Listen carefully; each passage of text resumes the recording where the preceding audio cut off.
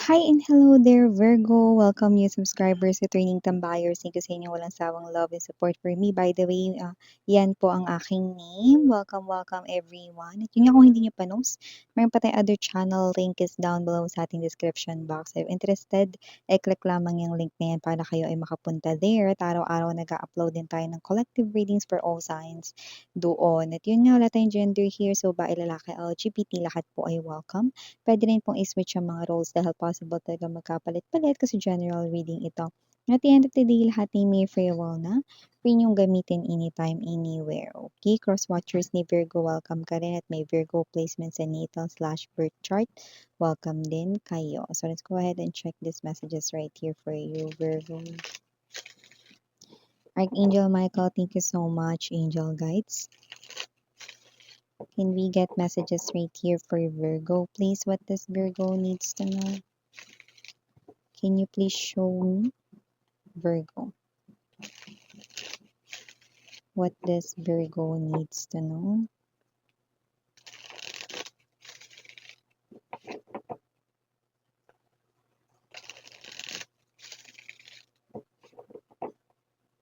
Okay, so let's go ahead and check this mga mensahe here for you guys. So you do have here the energies of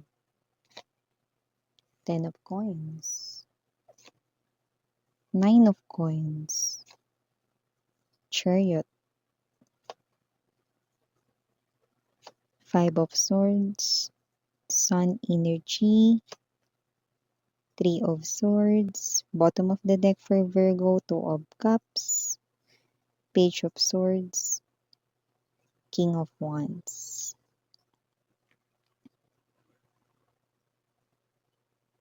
Okay, someone here wants a relationship here with you guys, Two of Cups energy. But it looks like kung sino man ito, Virgo, lumalabas siya rito bilang someone who hasn't revealed yung kanya ritong self to you.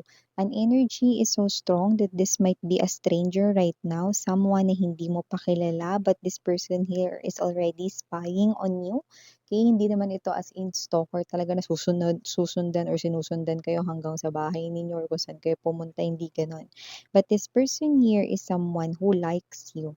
Okay, the way you talk, no? Paano mo dalhin yung sarili mo, no? And it looks like this is someone here brand new, 101%, no? Ang energy niya rito is possible na meron siya ritong permanenteng na pagkukunan ng pera, may trabaho, merong stable na work, no?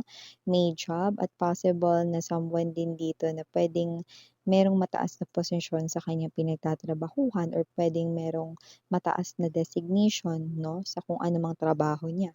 So, nakikita ko dito that this person here is someone who will definitely express and tell you, no, yung kanya ritong intentions. Makikipagkilala siya sa iyo rito, and I'm picking up na wala tayong time period, but I think, no, in less than 2 months, this person here will come forward, okay, para magkaroon ng connection with you. Pero syempre, nasa sa inyo yung mga babes, no, kung siya ay inyo rito, no, nakakausapin, no, after all, this person here is a nice person here, at yung iba, lumalabas pa nga na ito ang inyong destiny. So, yeah, you're gonna build a home. I'm seeing you marrying this person here in the future. Kaya naman, okay, okay lang na ipagkatiwala mo or i-entrust mo ang iyong heart sa kanya. Okay?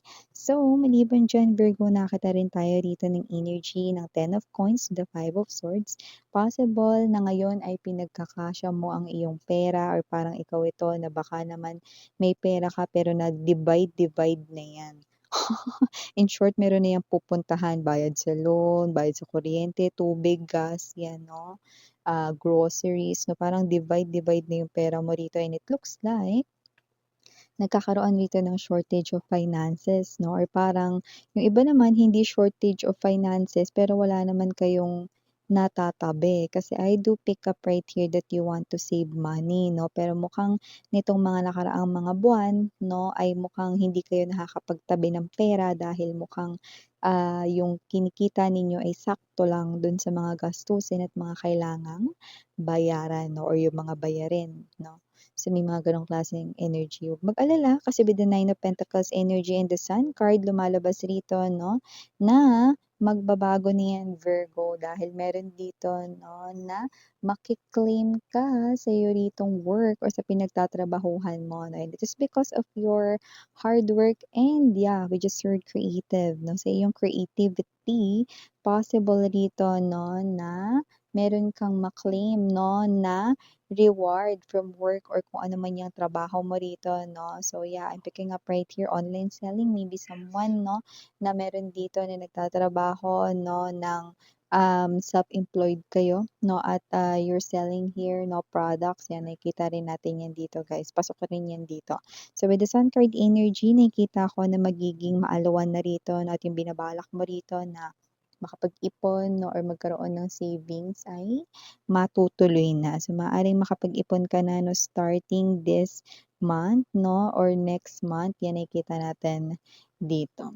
Okay, iba ba dito biker or may motorsiklo, just take how this resonates. Someone here is planning na bumili ng bike 'no or ng motor 'no. But yung iba, okay, possible na vehicle, yan nakikita natin dito, okay. Maaaring dual purpose 'yan, pero ang pinaka-purpose mo kaya mo 'yan bibilhin is possible na para makatipid 'no. So, parang 'yan ay for delivery kung 'yan ay business mo 'no or baka naman 'yan ay gagamitin mo rito na parang pang-personal mo rin na pamasok 'no and at the same time, puwede mo rin 'yan na parang gamitin sa iyong sideline or racket 'yan 'no. Yung iba kasi puwedeng ipaano niyo 'yan, tawag nito, ipang-grab niyo 'yan 'no or ipang-deliver, yung parang ibang tao yung pagda-drive niyo diyan, 'yan 'no. So, just take how this resonates, parang gano'n. Gagawin niyong business din 'no, may dual purpose, yung nakikita natin dito, okey. So, maliban diyan nakakita rin tayo ng energy that with the Three of Swords energy and the Chariot card, meron dito ha, hindi 'to para sa lahat, pero mukhang meron ditong nalilito, dalawa nakukuha ko rito. One, possible na meron ka ritong options when it comes to love, pero maaaring hindi mo alam kung sino yung sasagutin mo sa kanilang dalawa dahil maaaring medyo dikit ang laban 'no, 'yan. And yung second scenario naman nakikita ko rito 'no, is possible na meron ditong nagdadalawang isip na 'no, sa kanilang ka-in relationship 'no. At kung yun ang iyong case 'no, at hindi mo alam na hindi naman ako-miss 'yan, possible na if ever na nakukutuban mo ang iyong person 'no, na parang medyo lutang siya, parang wala siya ngayon sa sarili niyang pag-iisip na parang feeling mo malayo yung loob niyo sa inyo 'no, merong, panlalamig or cold treatment 'no, iniisip mo na possible na meron siya ditong iba. Yes, naguguluhan siya rito. Kasi he or she is dealing here with someone 'no, na parang meron ditong energy ng nang-aagaw, 'yan, okey. So, ulitin ko lang ang mensaheng yun ay hindi para sa lahat at maaaring yun ay para lamang sa piling mga Virgo people na nanonood, okey. So, yun ang nakikita natin dito, merong naguguluhan pero hindi pa siya sure, okey. Pero yun nga 'no, maaaring kayo ngayon ay posibleng nagkakalabuan if yun yung case ninyo 'no. If not din, maaaring dun kayo nagpo-fall sa isa 'no, na kayo ay single Virgo 'no, and meron kayo ritong dalawang, person 'no, na, posibleng suitors ninyo yun 'no or nag-e-express ng emotions and feelings for you. Wala tayong gender 'no, sa LGBTQs, welcome din kayo. So, another message right here for you guys, Page of Swords 'no, and we have here the Chariot. Possible rito 'no, na meron ditong naghahanap ng parang saan ba kami magbabakasyon, saan kami pupunta, 'yan 'no. So, kung sino man kasama mo diyan, possible na 'yan ang mga favorite people mo. Puwedeng 'yan yung boyfriend, girlfriend mo kung meron ka na 'no, or asawa rito 'no, or baka 'yan rin mga friends mo 'no, or family members mo. Parang naghahanap kayo rito ng inyong next getaway 'no, para sa inyong next travel or vacation, 'yan 'no, parang hanap-hanap na rito. Iba naman puwedeng hindi hanap-hanap, puwedeng ano na, nakahanap na ng lugar 'no, accommodation na lang basta nag-aasikaso ng itinerary at kung ano-ano pa ritong mga kailangan 'no, expenses at mga possible na mga, restaurants na kakainan 'no, mga gano'n, yung mga hinahanap na ngayon, okey? Wow, travel yarn. So, maliban diyan nakakita rin ako ng energy rito, meron ditong another parang personal message. Mukhang meron dito mga babes na parang, naghahanap ng bagong lilipatan 'no, at nakikita ko na itong bagong lilipatan ay mas maganda at tahimik 'no. Safe rin yung environment dito and at the same time, Maaring ito ay provincial or parang malayo sa polusyon, 'yan 'no. So, may gano'ng klase ng energy. So, nature or nasa nature itong bahay na ito. So, may gano'ng klase ng energy. Puwedeng lilipat diyan or may nag-iisip dito 'no, na magpatayo ng vacation house or rest house 'no, sa parang, malapit or do'n mismo sa nature na landscape, okey. So, may gano'ng klase ng energy. Okey, maliban diyan nakatanim tayo ng energy dito ng ex ninyo. So, meron kayo ditong ex mga bebs 'no, na parang, ngayon parang minumulto niyo siya rito 'no, dahil nakikita ko rito na naririnig niya ng madalas ngayon ang inyong dating theme song 'no, tapos napapadaan siya ngayon 'no or nakikita niya sa social media yung mga dati ninyong pinupuntahan. So, nagkataon lang ba yun, Miss Yan? Hindi.